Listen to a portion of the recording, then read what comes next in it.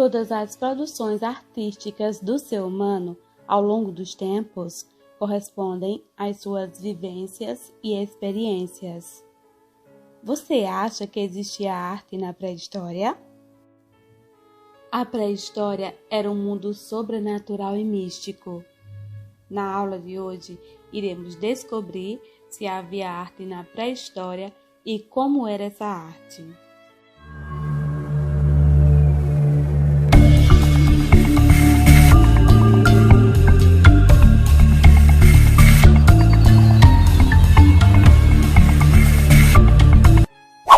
O homem pré-histórico interpretava seu mundo e o representava graficamente suas manifestações artísticas.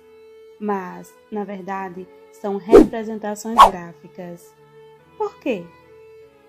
O homem pré-histórico fazia com a intenção de ser arte? Não, ele fazia com intenção ritualística. Chamamos pré-história porque é um período anterior à escrita. A pré-história é o período do passado da humanidade que vai do surgimento do homem à invenção da escrita. Essa divisão do tempo histórico acontece entre a pré-história e a história. A pré-história abrange os primórdios da humanidade e vai até aproximadamente 4.000 anos antes de Cristo, quando surge a invenção da escrita. Esse imenso período divide-se em período paleolítico, ou pedra lascada, período neolítico, ou pedra polida, e a idade dos metais. A arte rupestre é exatamente a arte feita em pedra. A princípio, os povos pré-históricos eram nômades e sua religião politeístas. Eles referenciavam, por exemplo, o sol, a chuva, a terra e a água. Os elementos naturais eram para eles formas de deuses. A primeira expressão gráfica do homem é chamada mão em negativo, porque o homem primitivo assoprava os pigmentos através de suas mãos, ou seja, obtinha-se uma silhueta da mão como um filme em negativo. Eles apoiavam a mão sobre as paredes das cavernas e com um canudo feito com ossos de animais, ele soprava a tinta, sangue de caça ou trituração de rochas sobre a mão. As tintas eram obtidas de elementos da natureza.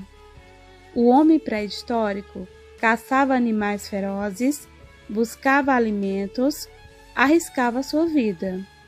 Ele representava sua vivência através dos desenhos.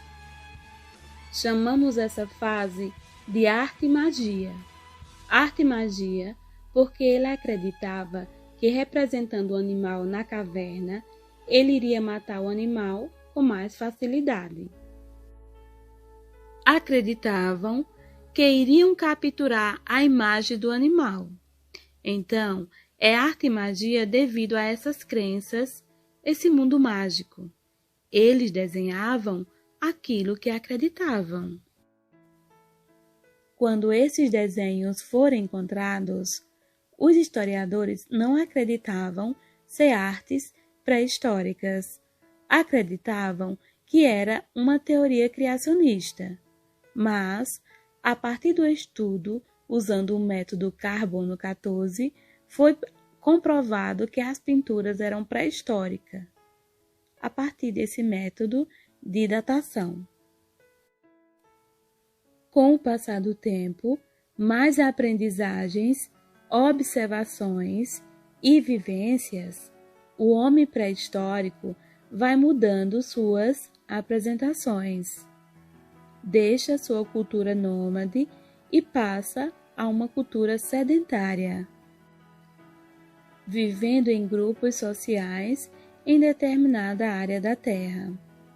E assim surgem novas formas de representações. Ele começa a representar a vida cotidiana. Essas representações são chamadas desenho em movimento.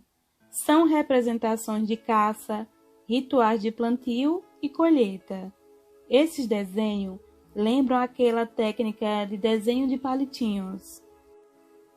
Além de figuras abstratas, podemos observar que no período pré-histórico foram desenvolvidas figuras de animais e homens, normalmente demonstrando imagens de caça. Além das pinturas, também haviam as esculturas e a arquitetura.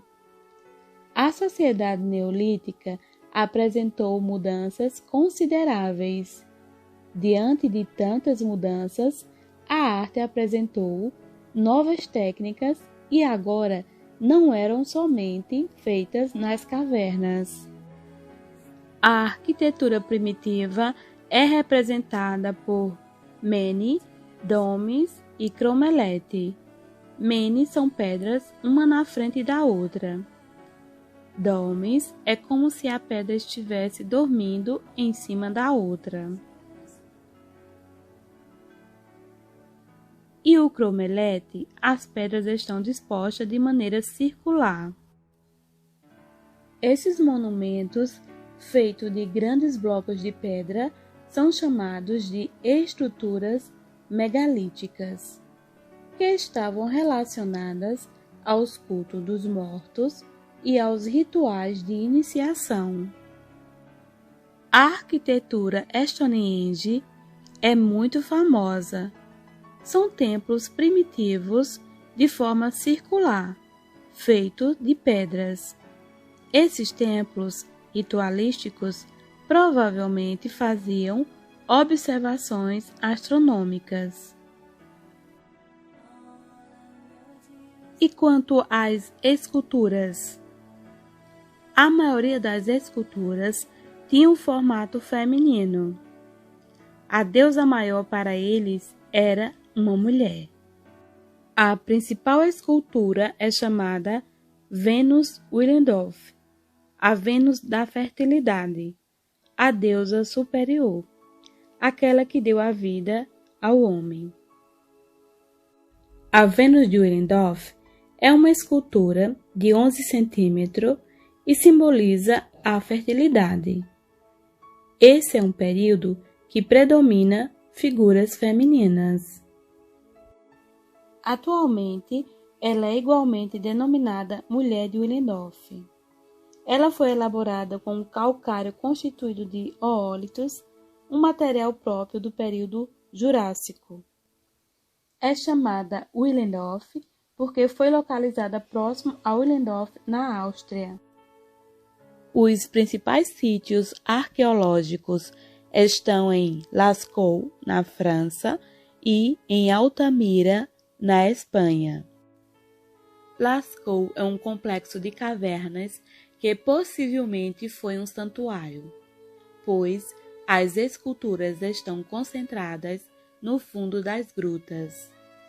Lá dentro existe a Sala dos Touros, onde há desenhos em amarelo, marrom, vermelho e preto, de animais com touros, bisões, cavalo e auruques, uma espécie de ancestral da vaca. Algumas das pinturas medem até 5 metros de comprimento. Altamira, na Espanha, tornou-se intacta devido à queda de uma rocha que bloqueou sua entrada, impedindo a ocupação humana nestas cavernas. O interior da gruta foi descoberto por uma criança de 8 anos, chamada Maria Faustina Sainz. Ao entrar na caverna, ela encontrou as pinturas de bois no teto. Seu pai ficou encantado com a descoberta. Essa gruta ficou conhecida como a Capela Sistina da Arte Rupestre. Aqui no Brasil temos o Parque Nacional Serra da Capivara, localizado no estado do Piauí, no nordeste do Brasil. Ele tem a maior concentração de pinturas rupestres do continente americano. Estudos científicos indicam que essa área foi intensamente povoada antes da travessia dos humanos pelo Estreito de Bering. A criação deste parque só foi possível graças à arqueóloga Niede Guidon, reconhecida mundialmente pelos seus trabalhos no local. Ela e sua equipe descobriu artefatos humanos datados com 58 mil anos com a atualização do carbono 14. Isso nos leva a refletir sobre duas grandes teorias, a teoria de Clovis e a teoria da Polinésia. Realmente, africanos chegaram à América por volta de 100 mil anos atrás, porque há 130 mil anos a África passou por uma seca muito grande que originou os desertos. E as pessoas saíam ao mar para procurar comida. E as correntes e os ventos trazem da África para o nordeste do Brasil. Então, uma dessas canoas pode ter vindo terminar aqui. Nós temos alguns fósseis humanos com características de africanos, não de asiáticos. Uma das teorias mais aceitas até agora é de que o Homo sapiens entrou nas Américas há cerca de 13 mil anos pelo Estreito de Bering, entre os territórios da Rússia e do Alasca. Só que equipes de pesquisadores brasileiros e franceses, usando técnicas de datação, descobriram que a presença humana aqui na Serra da Capivara tem pelo menos entre 50 e 100 mil anos. Acreditam-se que a origem dos Homo sapiens ocorreu na África e logo espalhou-se pelo mundo, até chegar ao continente americano. Essas grandes teorias explicam como o homem chegou à América. Há cerca de 3 mil anos atrás, durante o final da última era do gelo, uma onda migratória de nômades asiáticos atravessa o Estreito de Bering, chegando à América. Essa é a explicação segundo a teoria de Clovis. Já a teoria da Polinésia acredita que há cerca de 10 mil anos atrás, uma onda migratória de povos da Polinésia, aproveitando-se das correntes marítimas, parte em barcos, indo de ilha em ilha até chegar na América do Sul. Levou-se muitas gerações, muitos anos, para essas pessoas chegarem na América, segundo essas duas teorias. E uma teoria não anula a outra. Como vocês puderam perceber, as pinturas rupestres encontram-se entre as muitas manifestações artísticas de nossos antepassados. Desenhadas nas paredes das rochas de cavernas e também ao ar livre, estes desenhos narram um pouco da vida dos nossos ancestrais. A forma como caçavam, seus rituais, suas crenças e até mesmo revelam parte da fauna e flora das regiões que habitavam. Por todo o mundo existem importantes sítios arqueológicos onde este tipo de arte é encontrada, como na Espanha, França, Alemanha, Portugal, em parte do continente africano e no Brasil. No Brasil, o Parque da Serra da Capivara é um dos sítios arqueológicos mais importantes do mundo. Agora que você adquiriu muitas informações sobre a arte pré-histórica, vamos ao desafio. Faça uma arte rupestre manifestando uma crença, um hábito seu ou mesmo uma experiência. Segue uma receita para você fazer uma tinta orgânica. Bom trabalho e Capriche!